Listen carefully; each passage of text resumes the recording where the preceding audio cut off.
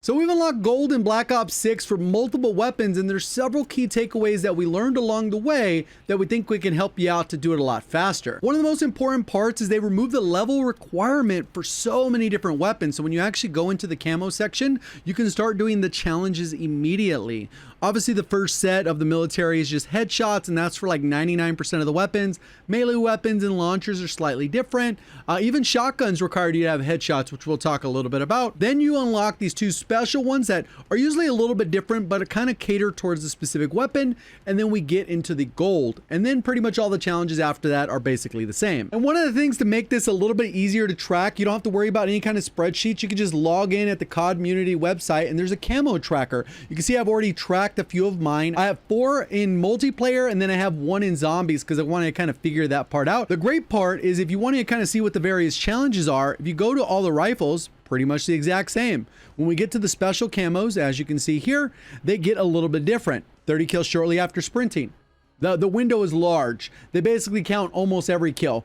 Oh, 1 kill without taking damage 30 times. Hardcore is great for that. There's a lot of different things in here. But one of the things I think a lot of people will struggle with or give bad advice is they'll just say, oh, equip the barrel that does more headshot damage, or go into hardcore, it's going to be easier for the headshots, or do this or do that. And the reality is it's not that simple. A quick reminder at this point, if you enjoy the content and find it helpful, please make sure you subscribe with notifications on, as well as making sure you hit that like button if you like what you see. I think if you're going to give good advice, it's better to go case by case. You can see right here on True Game Data's website, he already has all the Black Ops 6 weapons. If we go ahead and take a few at random here, one of the things we want to be aware of, if you're going to take a gun into hardcore, you want to make sure that it one-shots to the head, which means it needs to do at least 30 damage, which is kind of a big deal to do more than 1 shot in hardcore, and you kind of are at a disadvantage of anyone using a one-shot weapon, so it might be more advantageous to switch to core in that scenario. In a lot of these cases, they did buff some of the headshot damage on these rifles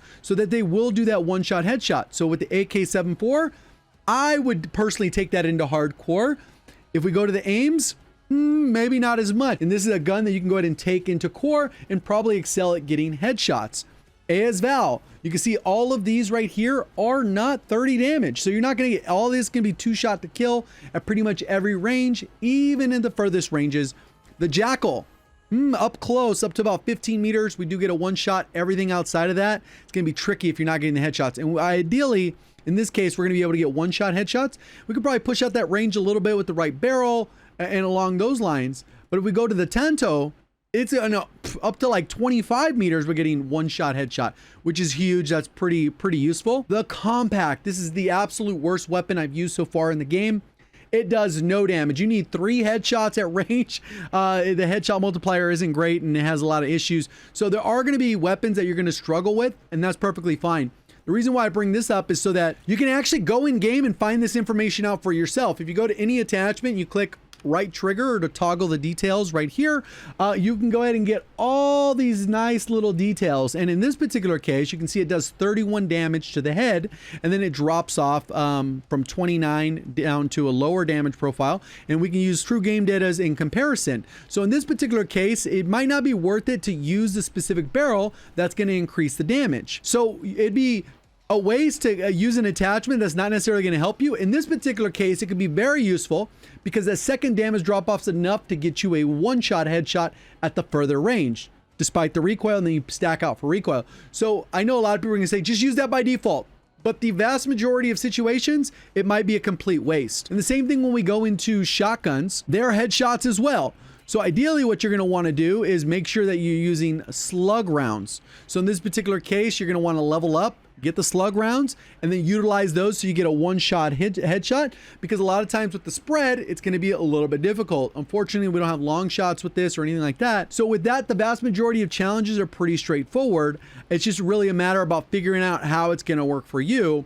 And when it comes to the special, you ideally want to do those both at the same time going into the mastery. So one of the things that I would recommend if you're going to do hardcore because it makes sense, or you're playing in a party where people are going to call UAVs or whatever, you can actually go to the quick play section, and then you can filter out the different modes if you only want to play domination or hardpoint or kill confirmed. And then when it goes to hardcore, you can do domination and hardpoint or whatever mode you particularly want to do this camo challenge. I feel like objective based modes tend to move a little bit better in hardcore. hardcore. Not always the case. If it's sweaty, some people will camp, but it gives you a little bit of help there. If you just want fast action, fast pace, not really worried about long sight lines, Face Off is also pretty good. No streaks, you just get in there, get out, and then you take care of business, and it makes it pretty easily. The map pool is a little bit smaller. There's only 4 maps, and then you get a little bit of control kind of how that's going to work. But the modes go pretty fast, the matches go pretty quick, and it kind of works its way through it. And that gives you the multiple different options there that you can go with, either standard core, hardcore, or Face Off Mosh Pit, which will allow you to get those kills a little bit quicker because they're essentially like shipment maps, at least until Nuketown comes in on November 1st. And I know when people are doing guides on these videos, couple things that they leave out, that at the end of the day, if you're focusing 100% on the challenge, your stats are going to drop. You got to be willing to do that, or it's just going to take longer. When you're trying to be as efficient as possible about a specific challenge, doesn't matter if you run out of spawn, die 10 times in a row. If you're trying to accomplish that check mark on that camo, that's really what you're trying to do. If you're trying to do it as fast and as efficient as possible, so you can make sure that you're getting gold to diamond all the way through to dark matter. And just give you a little bit of perspective of how long this should probably take, I managed to do 4 gold camos in 6 hours and 54 minutes, which averages out to about 1 hour and 45 minutes per weapon. So hopefully that helps you streamline your process. Appreciate all the support on the content. Thank you for watching. As always, have a great day.